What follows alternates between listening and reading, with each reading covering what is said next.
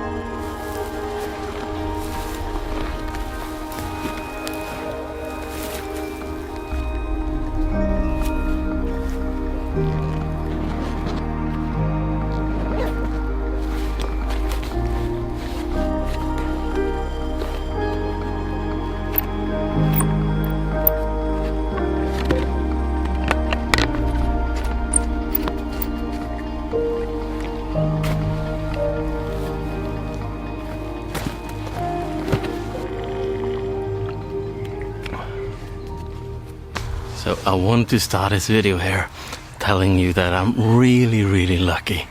I'm so lucky to have all you guys telling me all these nice compliments and feedbacks, and yeah, you really support my channel. I'm so thankful, and I try to answer every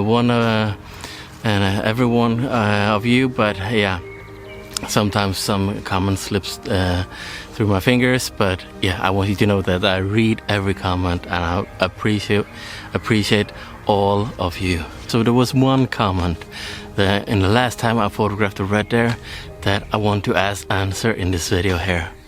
One of you asked me about if I just sat down and put down a tent or a hide or whatever in random places and just wait, and suddenly a red deer shows up.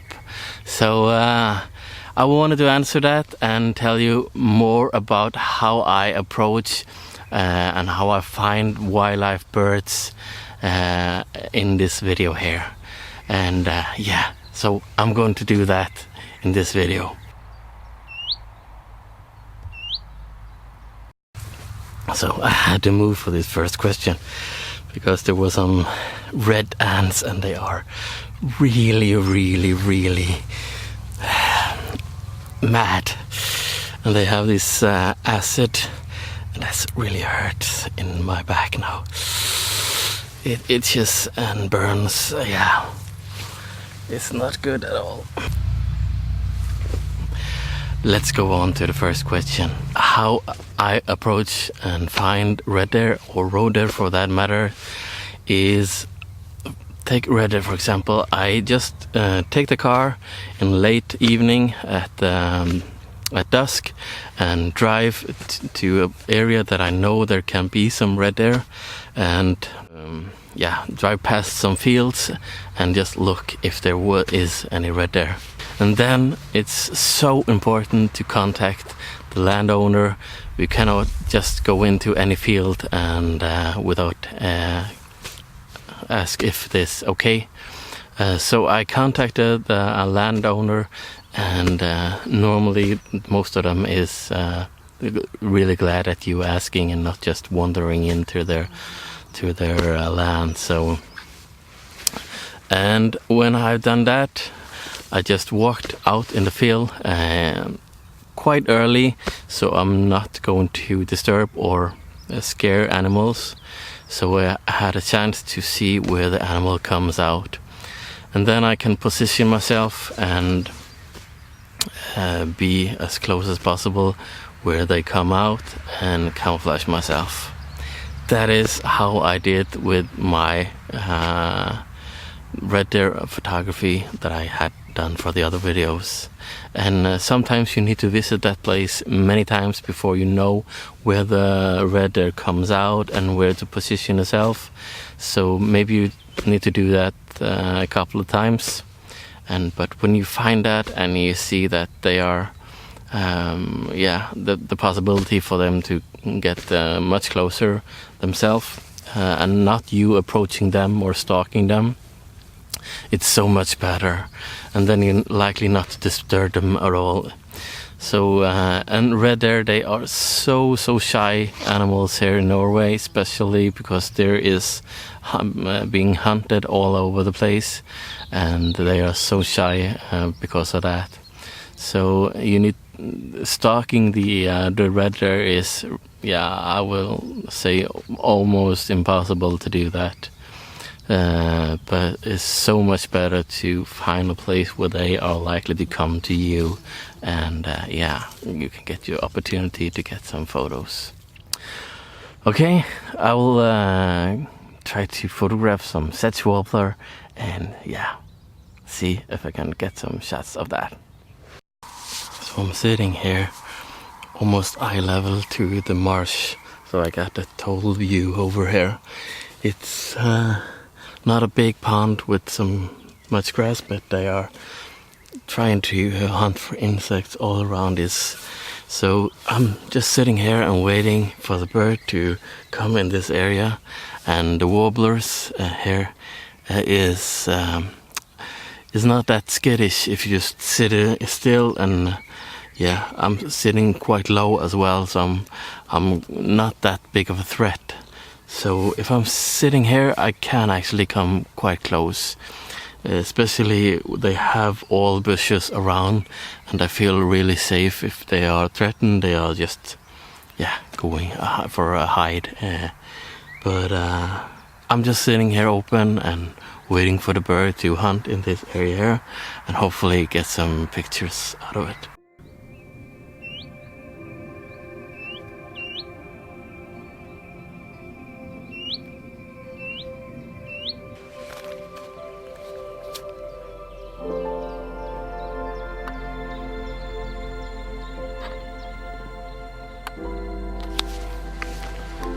As I'm sitting here waiting for the sedge warbler, I might talk about a little bit how I approach and find birds. There is a little bit wider answer than the wildlife, the red deer or roe deer, but there is many ways to approach birds. One of the simplest way is to put out a feeder in the winter, and that could attract a lot of different species. Depending on where you live, which country you live in, it's really good and easy way to photograph different kind of species. I love doing that because I can actually, yeah, have a hectic day at work and just come home and, yeah, don't need to do a lot of research to photograph birds. And also, like I have shown you in the other videos, where the red squirrel can also come in feeding places. One of the best tips of birds photography is that you need to get to know your subject.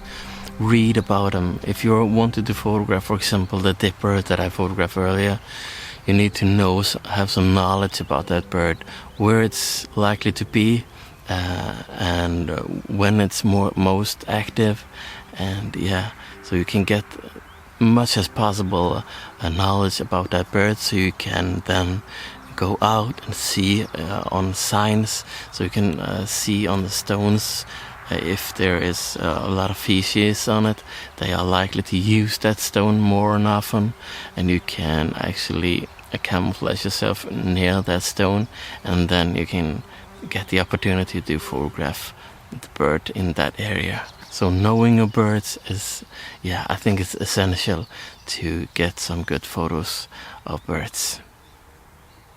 Okay, I'm going to stay here now to try to photograph the sedge warbler, and yeah, I will talk to you later. Thanks for watching.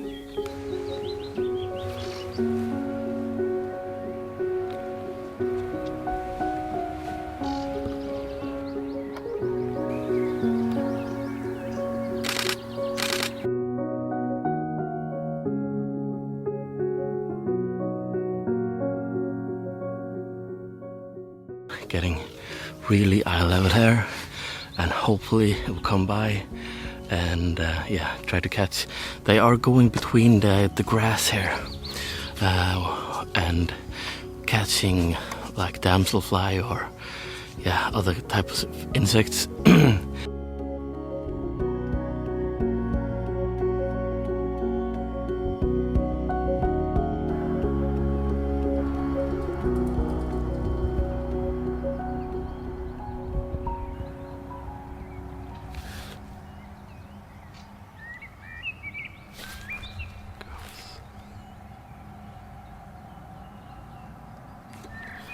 flew by here now.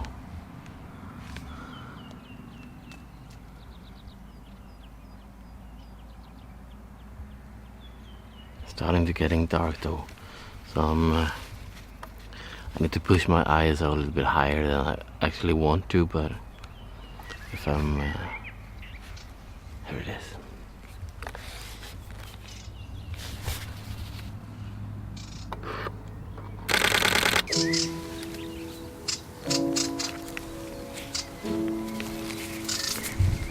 Now it's really close. I think it's not that afraid of me, especially when they can hide easily in this grass here, so they don't mind me.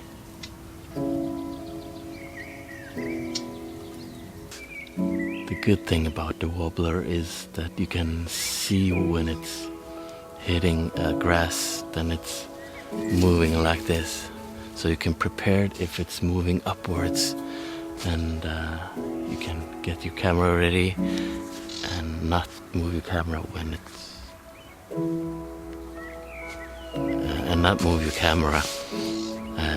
when the bird is higher up, then it could be afraid and fly away.